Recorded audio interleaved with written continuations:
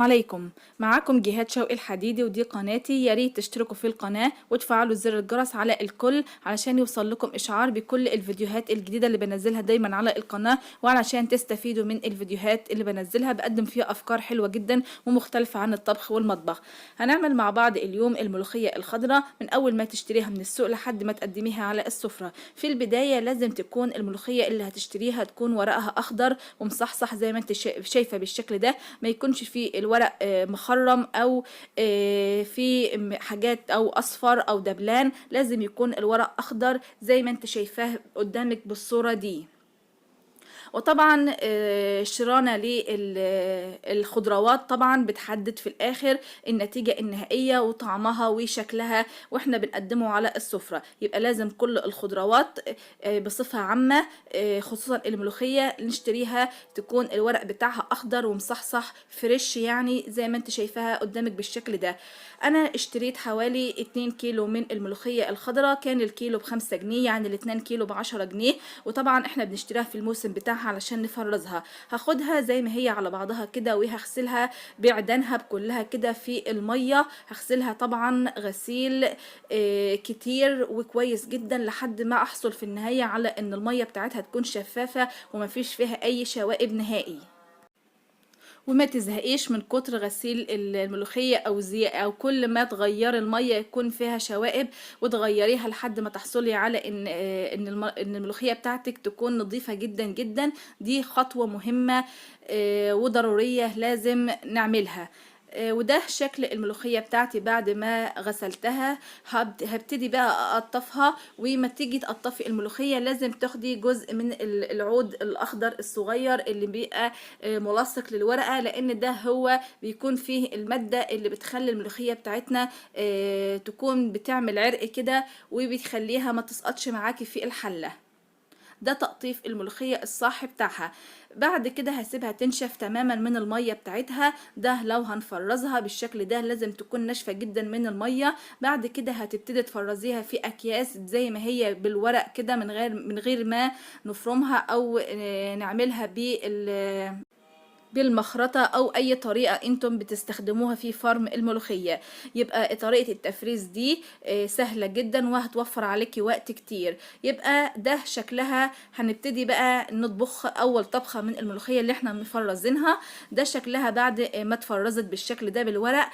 هتطلعيها زي ما هي كده وهتكسريها كده وهتبتدي تحطيها في الكبة وتفرميها وهي لسه متلجة. ما تستنيش لما تفك ابدا ابدا، لان احنا هنستخدمها وهي متلجة بالشكل ده. لو استنيتي لما تفك لونها هيتغير وكمان مش هتتفرم معاكي بالدرجة المطلوبة. يبقى احنا بعد ما نطلعها من الفريزر على طول هنبتدي نكسرها كده بسكينة او بايدينا.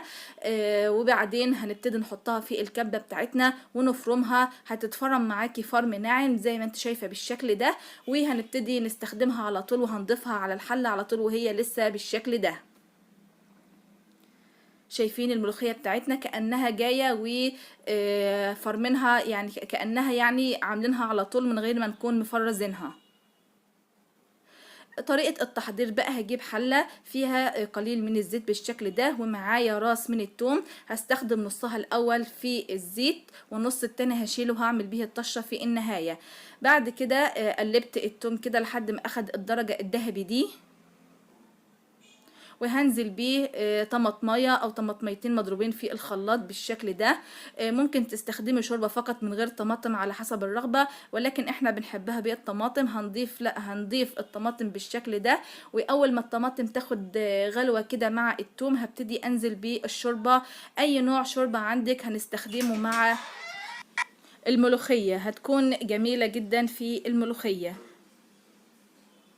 زي ما انت شايفة بالشكل ده كده الطماطم بتاعتنا اخدت غلوة او 2.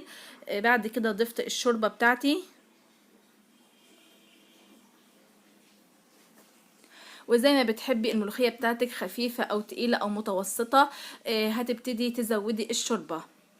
ولكن نصيحة، خلي الملوخية بتاعتك سمكها يكون وسط بتكون احلى طبعا. بعد كده هنضيف الملح.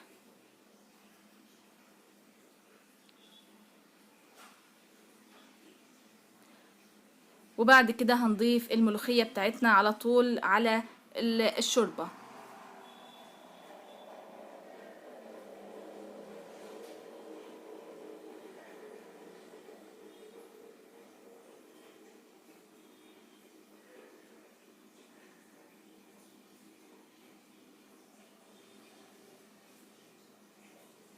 ابتدي ضيفي الملوخية بالشكل ده.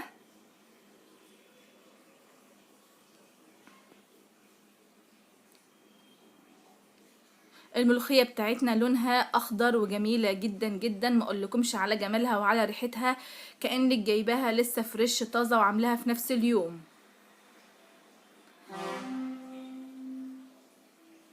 ضفنا الملوخية بتاعتنا وهنبتدي نفكها كده من بعضها.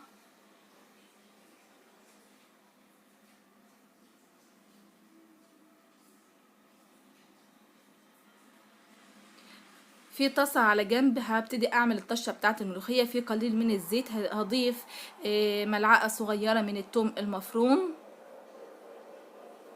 وهضيف عليها ملعقة صغيرة من الكزبرة الناشفة او الكزبرة الجافة. اول ما تبتدي ريحة الثوم تظهر هبتدي اضيف الطشة بتاعتي على الملوخية على طول. خلي بالك ما تغمقش منك، لانها لو لونها اغماء هتقلب الطعم كأنه مر شوية.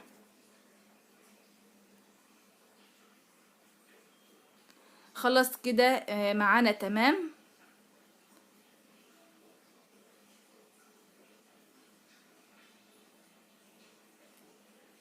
احلى طشة لاحلى ملوخية.